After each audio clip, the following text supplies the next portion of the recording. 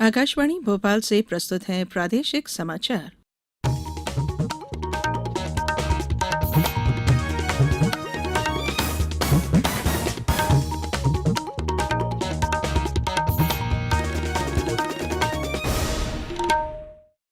नमस्कार, समाचारों के साथ मैं धारणा सचदेव।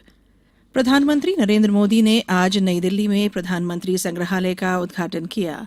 इसका निर्माण नई दिल्ली के 3 मूर्ति एस्टेट में किया गया है और इस संग्रहालय में देश के 14 पूर्व प्रधानमंत्रियों की जीवन यात्रा और उनके कार्यों को दर्शाया गया है। श्री मोदी की परिकल्पना से मार्गदर्शित यह संग्रहालय राष्ट्र निर्माण में देश के सभी प्रधानमंत्रियों के योगदान के प्रति सम्मान और श्रद्धांजलि है। संग्रहालय के माध्यम से इस समावेशी प्रयास का उद्देश्य नई पीढ़ी को स्वतंत्रता के बाद से अब तक हुए सभी प्रधानमंत्रियों के नेतृत्व, उनकी दूरदृष्टि और उपलब्धियों से प्रोत्साहित करना है। संग्रहालय की रूपरेखा और बनावट प्रगति पथ पर आगे बढ़ते भारत की गाथा से प्रेरित है। इस अवसर पर श्री मोदी ने प्रधानमंत्री संग्रहालय का पहला टिकट भी खरीदा। राष्ट्र आज भारतीय संविधान के निर्माता डॉक्टर भीमराव अंबेडकर को उनकी 131वीं जयंती पर श्रद्धांजलि अर्पित कर रहा है। इस अवसर पर देश भर में अनेक कार्यक्रमों का आयोजन किया गया है।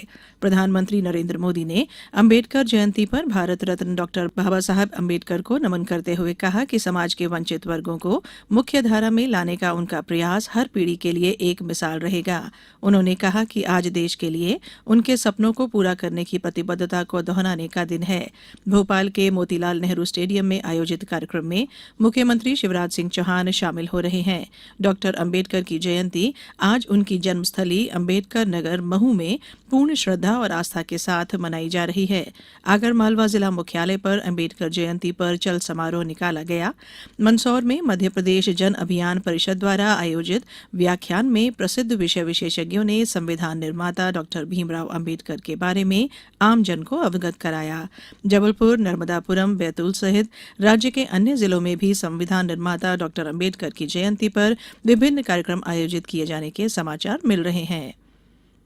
ग्लोबल वार्मिंग और जलवायु परिवर्तन की चुनौतियों से निपटने के लिए राज्य शासन ने जन भागीदारी सुनिश्चित करते हुए विश्व में अनूठा ऊर्जा साक्षरता अभियान प्रारंभ किया है। इसमें लोगों को ऊर्जा की बचत, लाभ और संरक्षण की जानकारी मोबाइल ऐप, वेब पोर्टल द्वारा प्रशिक्षण और सक्रिय भागीदारी के माध्यम से दी जा रही है।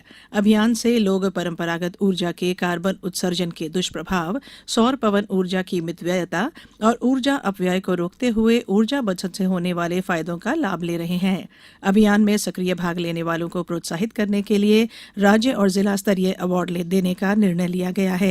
राज्य स्तरीय अवार्ड के लिए 6 श्रेणियां अब निर्धारित की गई हैं। प्रतिमाह अभियान में पंजीयन संख्या के आधार पर प्रदेश के प्रथम जिले को उत्कृष्ट जिला पंजीयन की श्रेणी में पुरस्कृत किया जाएगा। इसकी जानकारी पोर्टल से प्राप्त की जा सकेगी। इसी तरह प्रतिमाह सर्टिफिकेशन संख्या के आधार पर प्रदेश के प्रथम जिले को उत्कृष्ट जिला सर्टिफिकेशन श्रेणी में पुरस्कृत किया जाएगा। आज बैसाखी पर्व भक्तिभाव के साथ मनाया जा रहा है। इस अवसर पर गुरुद्वारों में तखत सजाने के साथ ही शबद कीर्तन और अरदास हो रहे हैं। इस मौके पर सिख समाज द्वारा अखंड पाठ, प्रभात फेरी के आयोजन किए गए हैं।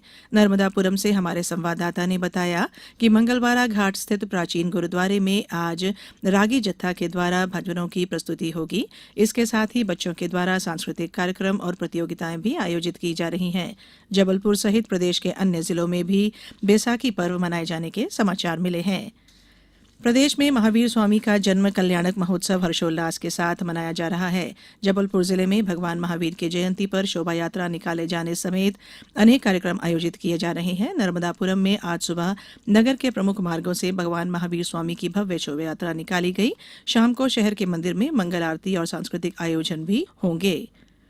अब कुछ समाचार संक्षेप में। डिंडोरी कलेक्टर ने जिले में किसानों को फलदार पौधे की खेती करने के लिए प्रेरित करने को कहा है।